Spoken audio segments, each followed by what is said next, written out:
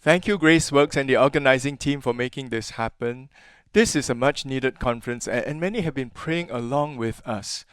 It is indeed a privilege to be part of a team of writers and publishers and organizers, panelists, workshop speakers, church leaders, and participants who have been journeying with us in planning, in prayer, and in other ways. Join me now as I offer a little prayer as we begin our time together. Lord, may the words that I speak be like hands that gently seize our hearts and present them before you to transform, to heal and to renew, to cleanse, to energize, to desire your desires, and to serve a world in need of you. May words spoken this day be acceptable to you, O God, the King of heaven, the protector and the defender of the vulnerable, the righter of all wrong, and the fountain of grace immeasurable. Amen. 2 months ago, back in August, I attended the Asia Theological Association General Assembly in Taipei. The theme of the triennial event was Christ-like leadership formation for our turbulent world. And there I had an opportunity to listen to Fuller Seminary psychologist Dr. David Wang share one of the plenary messages. Dr. David Wang is currently one of the lead researchers into spiritual formation among seminary students and church leaders worldwide. I remember taking a picture of a question that Dr. Wang posed to the leaders of seminaries gathered from all over Asia. And the question was, how can people who know the Word of God so well be capable of doing, justifying things that are so contrary to the Christian faith? Now, I really appreciate Dr. Wang's question because only when you are able to name the beast and the nature of the beast can you really explore solutions on how to slay it. I think what Dr. Wang was referring to is the situation when those in leadership and influence possess exceptional Bible knowledge and understanding. Their lips preach and teach with clarity and conviction. And they open up for us dimensions of understanding which leave us in wonder and gasping for more. And perhaps their knowledge of cultural trends is also very current, and their ability to make the gospel sound relevant all the time is simply impressive. Add to that skills to raise the profile of church ministries, draw devoted followers, and attract generous supporters. Fortunately and unfortunately, such persons become indispensable pillars and anchors of our churches. Now, I say fortunately because which church doesn't want to have faithful and competent ministry rainmakers, those who can fill seats and grow budgets and who truly inspire spiritual growth and faithful discipleship?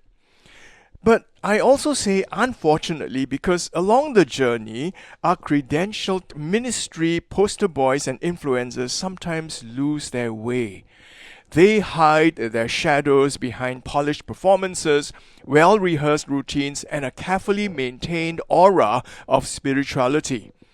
And church leadership cannot bear the cost of removing and losing our most valuable assets. Friends, I want to put a spotlight on the shadow, spiritually malformed self that lurks behind powers of position and influence in the church and Christian organizations. Calling out the dark side of ministry stands in the tradition of the Old Testament prophets. Isaiah 56, Micah chapter 3, Jeremiah chapter 23, Ezekiel 34, all describe prophetic utterances which call out the sins of Israel's spiritual leaders. In those passages, spiritual leaders are described as self-indulgent, predatory, abusers of power, perverters of justice, devouring the sheep rather than taking care of them. In the case of 1 Samuel chapter 2 verse 22, we even find predatory sexual abuse culture practiced by Eli's evil sons under the watch of their righteous father. Now Eli was very old and he kept hearing all that his sons were doing in all Israel and how they lay with the women who were serving at the entrance of the tent of meeting. Now the calls to stop by Eli were completely ignored by his sons. We read on in verse 23, and he said to them, "Why do you do evil things? For I hear of your evil dealings from all these people." No, my sons, it is no good report that I hear the people of the Lord spreading abroad. If someone sins against a man, God will mediate for him. But if someone sins against the Lord, who can intercede for him? But they would not listen to the voice of their father. In all these situations, we find people with spiritual authority in whose presence you can't feel safe. You better quickly siam because you might end up being the next meal. How do people in ministry in the 21st century end up doing things that hurt the church and dishonor the name of God? How do they come to a place where the Jesus in their heart is displaced by wrongdoing and evil intention? I guess the counselors amongst us would invite a review of childhood schemers or formative influences or family of origin issues. Dig more and they might uncover the constant drip of strife and discord within homes and families. There is, however, another layer of influence which is shaping hearts and minds in sexually unhealthy ways that concerned Christians are raising, and this would be the wider cultural currents that shape how we think and live. In one of my classes on how to read the Bible, I challenged my students on how they teach Galatians chapter 5, the fruit of the Spirit passage. To my students, I always say, don't teach your Sunday school kids about the fruit of love, joy, peace, patience, kindness, goodness, faithfulness, gentleness, and self-control, and then expect them to practice or produce the fruit. Now, these 9 qualities don't come naturally because this is a spiritual growth undertaking that requires the Holy Spirit's input. Tell them that the Apostle Paul presents 2 contrasting, opposing lists of human behavior outcomes in Galatians chapter 5. Paul lists the deeds or the works of the flesh which flow from the desires of the flesh, followed by the fruit of the Spirit which flows from the desires of the Spirit. You see, Paul's teaching point is to be found in the juxtaposition of the 2 contrasting lists. He is teaching that the fruit that your life displays is dependent on where you sink your roots. If you sink your roots in spiritual toxins and hazardous material, then your fruit is going to be toxic and cancerous. But if you sink your roots in the desires of the Spirit, whatever is true and honorable and just and pure and lovely, Philippians chapter 4 verse 8, then and only then, by God's grace, will you display the qualities of a Spirit-filled believer. I want you to notice how the list on the left has more items than the list on the right. Furthermore, a good number of the items listed there are sexual in nature. Their inclusion only reflects the pervasive sexualized culture of the Greco-Roman world in which the early Christians lived. Then, female form and male sexual prowess were highly celebrated. Horizons of sexual possibilities were very, very broad. And there was no such thing as not safe for workspaces because entire work guilds worshipped and partied together at the temples, and worship included sex and orgies with temple prostitutes. And here we have a situation where the objectification of women was a team-building activity. So much peer pressure to participate. And hence the teachings that Paul left here in Galatians chapter 5, alongside pastoral instructions about sexual conduct in his other letters. But how does growing up in a pervasive sexualized culture affect the church? I love what theologian Calvin Chong writes about culture and how cultural soils direct and nurture the human spirit. In his book Everyday Theology, he writes these words: the gospel, the power of God unto salvation, can transform culture. Culture, however, is only too happy to return the compliment. Let me just read that again. Culture, however, is only too happy to return the compliment. Culture does 4 things, he goes on to write, and you can read this in pages 27 to 32 of his book. Culture communicates, culture orients, culture reproduces, and culture cultivates. We don't have the time here to elaborate on these 4 points of culture communicating, culture orienting, culture reproducing, and culture cultivating. Just note that our aspirations, our affections, our attachments, our appetites, our allegiances, and addictions are not nurtured in a vacuum. These 6, maybe 7 A's, our habits, our imaginations, our desires, our dispositions, are oriented and cultivated in cultural soil. Van Hooser again, prolonged exposure to cultural text, and we are always exposed, produces various types of effects for good or ill. Culture is always cultivating our spirits in one way or another, sensitizing or desensitizing us, and enlivening or dulling our capacity to attend to various aspects of reality. Many of us may be unaware of the effect that culture is having on our spirits.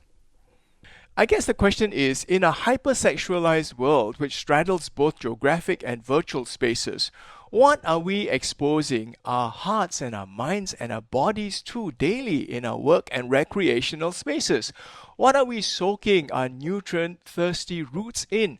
How well are our spiritual leaders nurturing their souls and spirits so that both their public and private personas truly mirror authentic love for God and love for those that they serve? Now, if we don't raise these questions, then how can we know we have trustworthy leaders in our midst? If we don't raise these questions, then how can we know that we don't have persons in authority who are overtaken by a spirit which is cultivated to hurt? Friends, today is 31st October, and in the church calendar, 31st October is Reformation Day. Reformation Day marks the day when a group of courageous men stood up against church leadership, church culture, and church power that had gone corrupt. Then ordinary men and women were taken advantage of and they were abused. They and their families were hurt and destroyed. The spirit of church reformation is about putting our house in order, and that is why we have gathered today to see how testimony, education, conversations, policy development, calls to action, pathways to healing, etc. can create safer, restorative spaces in our churches and in our faith-based social organizations. On Reformation Day, I don't want to merely leave us with descriptions of kings and priests in the Old Testament who in their time brought much distress in society. I don't want to just leave us with descriptions of how soaking our roots in spiritually toxic cultural narratives can cultivate a shadowy Mr. Hyde inner life which spills into a respectable Dr. Jekyll ministry life. Instead, I want to leave us with something more and something more hopeful. For that, let me take us back to Dr. David Wang, whose question I started this talk with. Just to recap, the question was, how can people who know the Word of God so well be capable of doing justifying things that are so contrary to the Christian faith? Well, I won't try to deliver or even summarize Dr. Wang's plenary talk here. Instead, I'll tell you that Dr. Wang came to Singapore Bible College last year and shared some of his other research with faculty. The primary research question Dr. David explored with us was, what observable qualities or indicators point to the reality that formation has occurred in your students? Virtues, practices, behaviors. Of the many slides he shared, one in particular caught my attention and called out to me. It was a slide about qualities of spiritual maturity and spiritual immaturity that the spiritual directors and human formation advisors from the Mount Angel Seminary and Abbey had identified as important to work on. This is Dr. David's actual slide. Apologies for the small font size, but let me just read each of the 8 qualities listed for us here. Freedom. Acting and choosing the course and direction of life in freedom, not reluctantly or out of pure duty or obligation. People of communion, with deep relational capacities not only with God, but also with one's neighbor. Affective maturity, aware of internal emotional states and equipped to cope with these internal states. Interculturally competent, particularly as it relates to one's treatment of the poor. And I would add, and the powerless. Well-integrated person, regardless of context, versus a compartmentalized spiritual life. Gift of compunction, returning to the Lord faster after they have sinned, not sinking into despair or shame, not shocked or surprised at their capacity to think or act in ways they wish were not true, and self-acceptance. And then moving down to indicators of spiritual immaturity, wielding power. That will and desire to have power, that will to dominate and manipulate others. Clericalism, which is wanting recognition, entitlement, and privileges. And then finally, dangers of wanting to choose one's own cross. Christians are not free to do that. Instead, we are to take up the cross that we have been given to bear in obedience. Now, I shared these qualities with some of my students, and we had a session talking about these qualities. And while some really great examples of freedom to serve and love sacrificially were shared, the bulk of our sharing was focused on our failures and how we fell short in spiritual maturity. Amongst even the best of us, we were not very aware of our emotional states. We were in danger of wanting to carry our own crosses, and we often needed recognition. And there were elements of domination and manipulation in how we did things. All of us learned a new word, which is compunction. When you feel compunction, you feel very, very sorry, usually for something you did to hurt someone or mess something up. When you feel no compunction, you're not at all sorry. Now, it was this word compunction in particular that caught my attention. Friends, we all make mistakes. We all fail. That's just part of being human.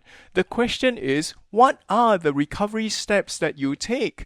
Do we even admit wrong? Do we take steps towards repentance, towards restitution? Or do we just do more Bible study more theology, shift the blame, and bury ourselves in ministry to cover up our mistakes?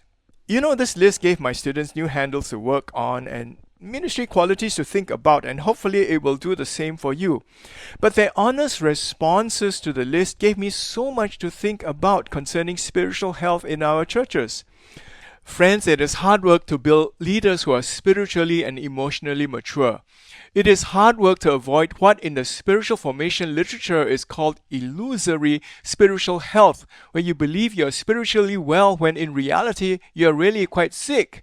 It is hard work to build a church culture that is spiritually life-giving rather than spiritually life-draining. But let's heed that call to do the hard reformation work together, to call out wrongdoing and wrongdoers, to do the preventive work in our churches and organizations, and to bring healing and restoration to the wounded in our midst. May the Lord guide the sessions that follow, and may the steps that we take help mend the harm done, turn back what has gone wrong, and recover our integrity before God. Let us pray. Lord, forgive your people. Lord, heal our brokenness. Lord, restore your honor.